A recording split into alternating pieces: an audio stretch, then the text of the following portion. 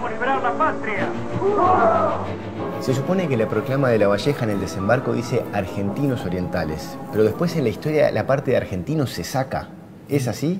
Dice argentinos orientales, ese es el encabezamiento de su proclama, a ellos se dirige. Pero entonces, si la independencia del Uruguay surge de allí, ¿cómo explicar que lo primero a quien se dirige Lavalleja sea ese grupo argentinos orientales? ¿Y cómo explicar? ¿Y cómo explicar? Bueno, en el momento que Lavalleja desembarca, su cabeza era esa, es decir, este territorio formaba parte de la Argentina, de lo que en la época se llamaba la Argentina.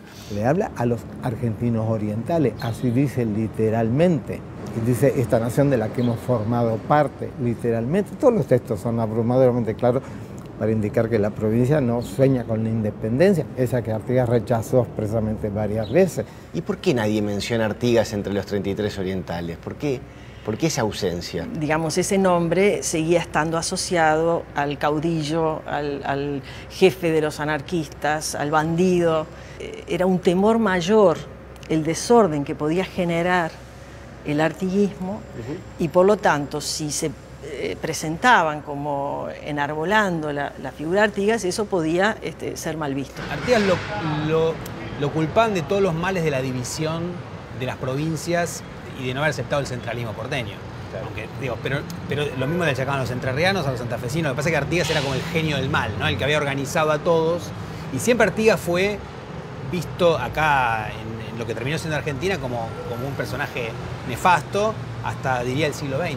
Bueno, ellos toman los colores de las banderas artiguistas en plural y le agregan ese libertad o muerte, que se convierte en el emblema principal. ¿Cómo convive esto, tomar los colores de Artigas pero renegar de su figura como político? No lo nombran, es el gran derrotado, pero tomamos los colores de sus banderas.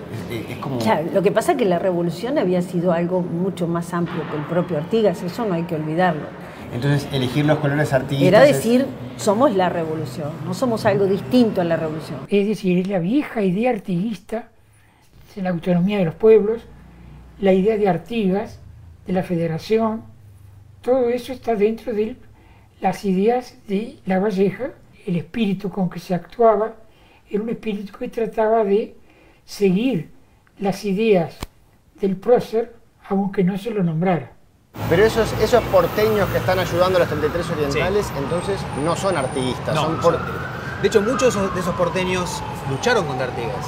Personajes como Manuel Dorrego o Miguel Soler, que fueron importantes propulsores de luchar contra los portugueses en la banda oriental, habían peleado contra Artigas, y contra Fructuoso Rivera y contra Lavalleja. Pero una vez que no está más Artigas, digamos, se vuelve a pensar la situación, y además hay una idea de que, bueno, insisto, que el gran enemigo es Portugal, ¿no? Es decir, bueno, Brasil después. Después del desembarco, los expedicionarios avanzaron por el territorio de la provincia oriental. Llegaron primero a San Salvador y luego a Santo Domingo de Soriano, donde tomaron como prisionero a un chasque del general Fructuoso Rivera, quien por aquel entonces servía a las fuerzas brasileras. ¿Qué fue el abrazo de Monzón? Lavalleja ha iniciado el segundo proceso, comienzan a tomar puntos distantes del territorio, hay un chasque que delata la posición exacta de Rivera y se da, según una bibliografía, el encuentro. Rivera estaba esperando encontrarlo. Y la otra versión es, Lavalleja hace prisionero a Rivera, le da un rato para meditar y le dice, piénselo, se suma, o acá se lo pasa por las armas. ¿Qué opinas del abrazo de Monzón? ¿Rivera estaba convencido de aliarse o lo hizo porque si no lo mataban? Yo creo que estaba convencido. Poco tiempo después de eso ganó la batalla del Rincón, ¿no? Y Moro le da gente armada a una persona de cuya fidelidad desconfías. En ese sentido, yo creo que el abrazo de Monzón fue realmente un acuerdo entre los dos principales caudillos que había en aquel momento en territorio oriental. Yo creo que Rivera fue capturado. Rivera considera que ponerse del lado de su compadre Juan Antonio era preferible a seguir fiel a los brasileños. Creo que allí hay un cálculo estratégico de Rivera. ¿Qué quiere decir que eran compadres? Compadre era algo así como un pariente de elección. ¿Y ellos que son amigos de la infancia, se conocen? Y ellos se deben haber conocido seguramente antes de la Revolución, porque Lavalleja, el padre de Lavalleja tenía una pulpería en Minas y el padre de Rivera era estanciero en Durazno, entonces estaban muy cerca, eran muy próximos. El caso de Rivera es un caso paradigmático. En este periodo todo a que nos referimos, los cambios de posición son casi la regla. ¿Sí? La gente cambia de posición todo el tiempo. No son necesariamente defectos de carácter, no son necesariamente traiciones, porque la situación histórica les obliga o les incentiva estos cambios. Rivera los tenía como un poco engañados a los portugueses brasileros diciendo yo estoy con ustedes, pero en el fondo él seguía pensando en... Rivera nunca abandonó la idea de la independencia oriental, que la empezaba siempre en eso. Tenemos que tener fuerza armada oriental porque eso es lo único que nos da libertad para opinar. Sin fuerza oriental podemos hablar, pero nunca podemos hacer nada. Pero no hay que olvidarse que Rivera era el que comandaba la fuerza militar más importante que había en ese territorio, que era el Regimiento de Dragones. Que no era ningún tonto, que siempre fue un tipo muy zorro y que parece un poco extraño que haya caído casi como un pichón en las manos de Lavalleja.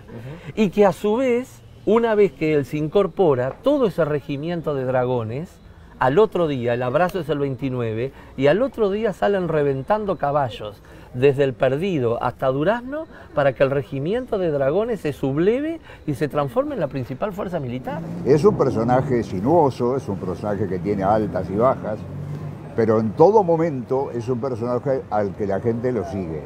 Si tú me preguntas a mí, que soy blanco como hueso de bagual, ¿cuál es el caudillo más carismático que nunca nació en este país? Te digo Fructuoso Rivera.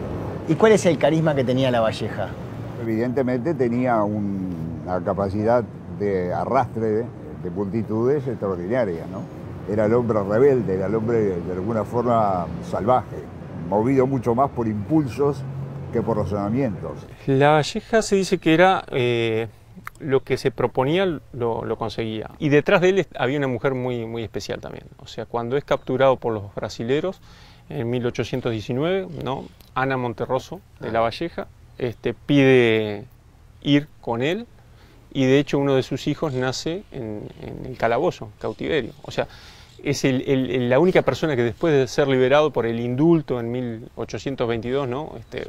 Viene y es el primero que empieza a conspirar. Rivera y Lavalleja son los dos grandes líderes y viene atrás Oribe, ¿no? ¿O es una percepción errada esta? No, no es una percepción errada, lo que pasa es que es una percepción que tiene que ver con la historiografía. Oribe es todo el tiempo un oficial militar, es un hombre muy rígido.